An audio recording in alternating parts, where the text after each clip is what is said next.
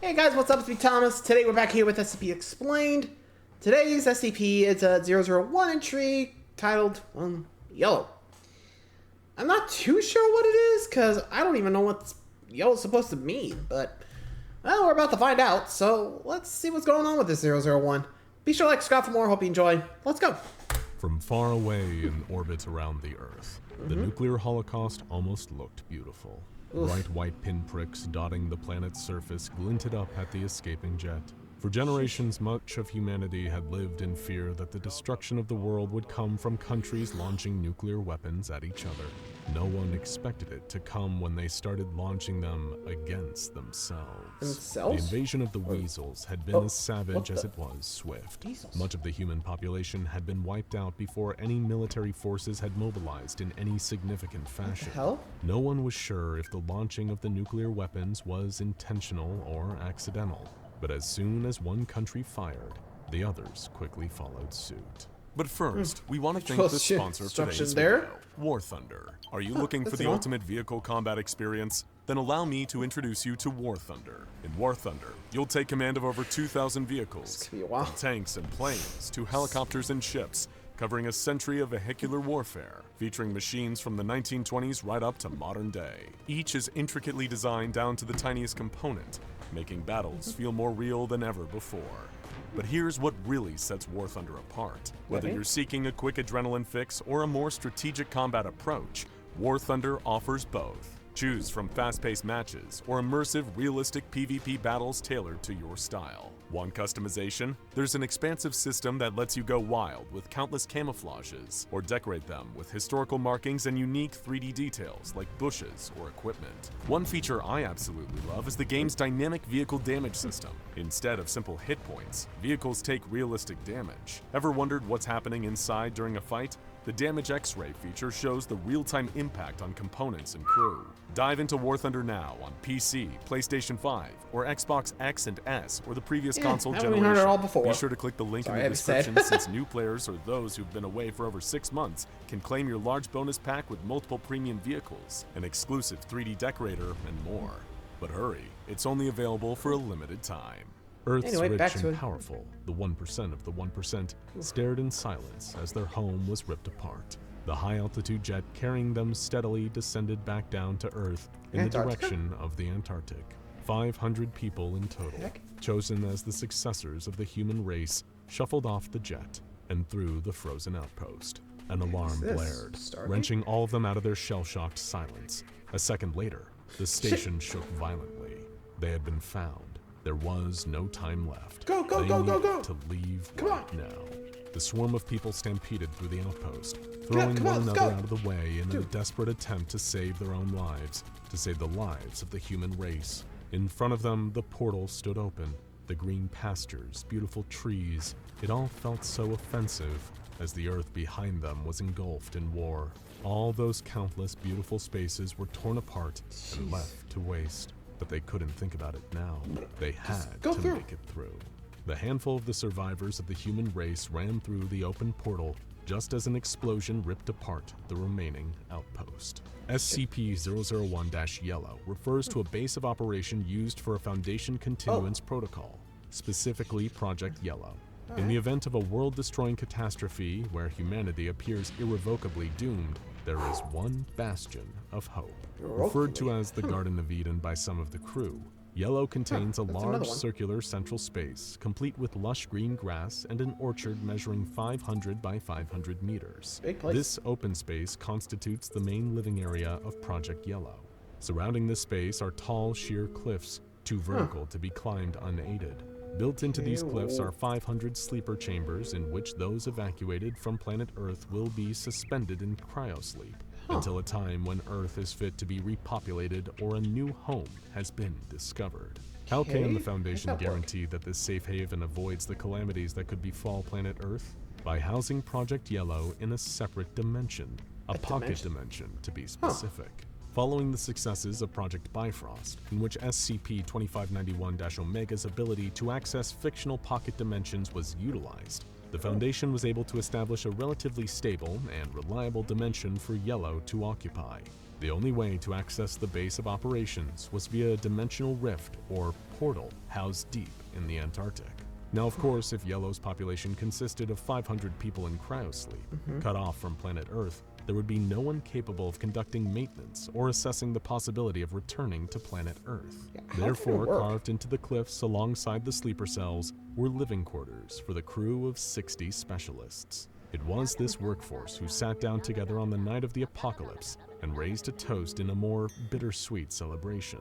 All 500 of the evacuees had managed to make it safely through the portal before its collapse. Each of them had been welcomed to Project Yellow and shown to their individual sleeper pods before being entered into cryosleep for the foreseeable future.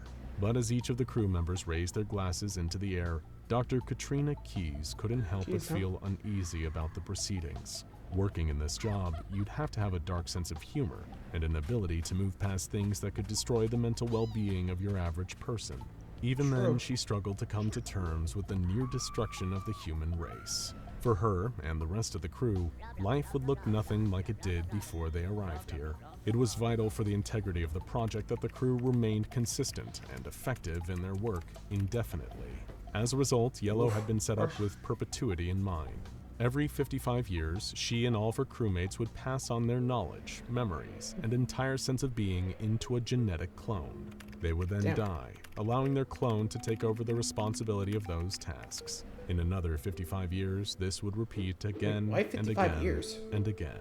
All this time, it is the crew's responsibility to monitor the status of Earth through the use of 100 drones. Once the Earth is deemed safe, all 500 sleepers may be awoken and briefed on the current situation. If all 500 units... So, I'm guessing something's gonna go wrong and that Yellow ain't gonna go through. I don't know, that girl... I feel like she's not gonna have her heart in it. I mean, she did just witness the end of the world, so fair enough. I don't know, what do you guys think? Anyway. Unanimously vote that returning to Earth is safe, they will do so. Otherwise, they will return to cryosleep, and the process will continue. It was little wonder that Dr. Keyes was unable to raise a glass with her colleagues at the prospect of being stuck here, cloned indefinitely for generations. She sat in silence as they raised their glasses and then emptied them. A couple of them coughed and sputtered.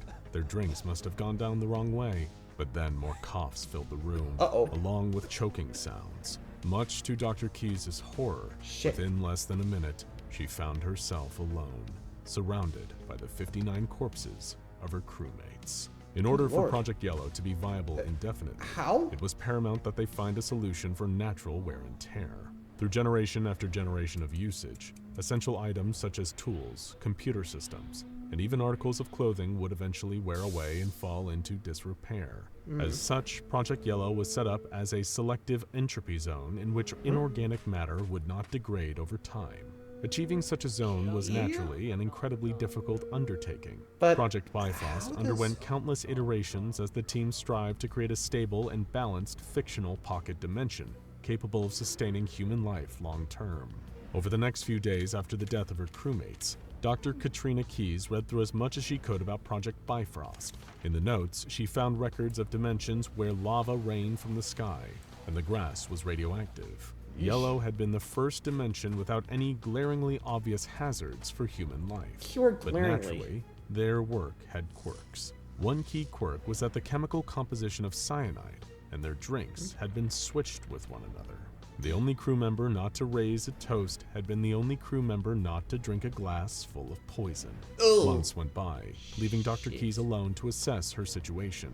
The drones, strategically positioned all around Earth to monitor its safety levels, had been systematically destroyed by the weasels. Only one feed remained, a security camera on the other side of the portal, and the Antarctic outpost. There was virtually no intel to go off of. No way of knowing what the status of planet Earth was aside from the fact that this one burnt-out shell of a room still existed. Some days, Keyes would stare at the screen for hours, forgetting to go to bed. On others, she would walk through the orchard, trying her best to pretend that nothing outside of this 500 by 500 meter space existed. In a way, it didn't. The Orchard of Yellow did not consist of your usual apple trees. Instead, suspended from branches were essential supplies that the crew would need while manning and maintaining this base of operations. Some trees grew antibiotic drugs, others long strands of linen capable of being fashioned into clothing. Dr. Keyes' favorite tree was the one that grew rolls of toilet paper and tubes of toothpaste. Really? It almost reminded her of a Halloween prank. Dr. Keyes' mental state steadily deteriorated as year after year she walked through the same orchard alone. Never before in history had one human being had so much control over the fate of the human race. At any moment, Dr. Keyes could have inputted a few simple commands into the computers and killed off all 500 of the remaining human beings in existence. The decision not to hold on to hope that one day humanity will be able to start again, was the only thing that kept her going day after lonely day. Only that and the other thing, the prospect of having to prepare for her clone to take over. While constructing the cloning pods, the crew had made a number of small errors. The most glaring of which was that the fact that while all of the genetic material would be transferred from one person to their clone offspring, the mind would not. In other words, the clone that would replace her in this facility in 55 years' time would be starting out from scratch as a regular newborn baby. No memories, no advanced cognition. So Dr. Keyes went about preparing for the next of kin. She herself would die in the cloning process, meaning that she would need to come up with a way of raising a child to be capable of running the whole facility from beyond the grave. Item 1 on her to-do list, create a god that her offspring would forever be in service to. With a sardonic smile, Dr. Keyes came up with an appropriately amusing name. Tracy the Sparkling. 70 years later, Yellow was still operated by just a single crewmate. Only now, this crewmate was a 15-year-old girl. Nicknaming herself KK2, she went about all of her daily tasks with infectious excitement. The idea that she alone was responsible for the fate of the human race could not make her happier, and she was determined not to screw it up, both for her sake and to not anger her god, Tracy the Sparkling, whom she worshipped every evening before bed. Whenever a problem would come up, she would go and visit KK1, where she knew she would be met with sound advice. Pushing open the door to the crew quarters, KK2 would find the corpse lying on the floor in its usual place, as a number of pre-recorded messages would bark at her. Lesson NE957, why taking a bath is important, even if no one but you will ever know how you smell. All she had to do was not anger the disciplinary drones with their harsh tasers, and do her duty until it was time for KK3 to take over. At that point, she would be welcomed into the afterlife with all of the other KKs, a wonderful and magical place known simply as Burger King. That was until KK2 got far enough through the audio recordings of her predecessor to discover that Tracy the Sparkling was entirely made up, and her life meant nothing. It was just a stepping stone for another clone, for another clone, for another clone, until eventually the Earth would be okay. By KK52, the remaining camera on Earth, the one housed in the Antarctic outpost, went offline. While inorganic material within Yellow compound would not undergo aging, the same could not be said of the circuitry left on Earth. Generation after generation of KK lived and died, each one growing more spiteful towards the one that came before them. Each one did their best to undermine the one that would come after them. The lore around Tracy the Sparkling expanded further and further with each generation. There would be waves of highly religious KKs, followed by waves of devoutly atheistic ones, as each sought to rebel against their pseudo-parents. KK-89 was the first to expand the religious movement to include the teaspoons. Very methodically, she went through each teaspoon in the canteen and named it after a different animal from Earth. Before long, subsequent KKs established a shrine to the teaspoons. The living space of Project Yellow steadily descended into madness, with writings all over the walls, bizarre decorations, and rituals long forgotten, until a new KK came along and invented something to take their place. KK-216 lived her entire life in silence, never once recording an audio log or even talking to herself. She lived and died walking through the garden in silence, wrapped up in linens. KK-310 did the opposite. She fancied herself a music composer and scrawled the lyrics to haunting symphonies about nuclear apocalypse, eternal isolation, and the prospect of the angel of death coming to rescue her across all of the walls. No matter how hard any of the KKs tried, however, none of them were able to hack into the cloning machine. Generation after generation of Dr. Keyes lived and died, desperate to know what a friend was, to have someone else to talk to. But despite all of their best efforts, they were unable to tamper with the cloning machine to get it to spit out another person. For several hundred years, the KKs gave up entirely. That was until KK-507 came along. 507? Day after day, she sat at the cloning machine, desperately typing away at it, trying her best to figure out how the computer coding worked. The downside of living in a pocket universe was that none of the computer circuitry behaved the way it would on Earth. She was certain that she'd made progress. Any generation now, they were going to have a breakthrough and be able to make a friend, when all of a sudden, a totally alien noise filled the containment space, the sound that hadn't been heard for millennia. Alert! Door controls overridden. Opening. KK-507 turned around in horror to see that the portal, the entrance to their world from Earth, had been opened. The figure of a man. No, not a man. A robot, painted to almost look like a crash test dummy, stepped out into the orchard. The hell? Hello. The goddess has informed us that this is the last bastion of the true human race. Is that correct? KK-507 opened her mouth and screamed. Thanks again to the sponsor of today's video, War Thunder. Don't forget to click the link in the description, where new players can get a large bonus pack with multiple premium vehicles, an exclusive 3D decorator, and more. But hurry, it's only available for a limited time. Now go check out... What the heck was that at the end? Is this gonna be a series? I don't know, but I guess we'll find out sooner or later. Anyway, thanks for watching, guys. Until next time, like, subscribe for more. See ya!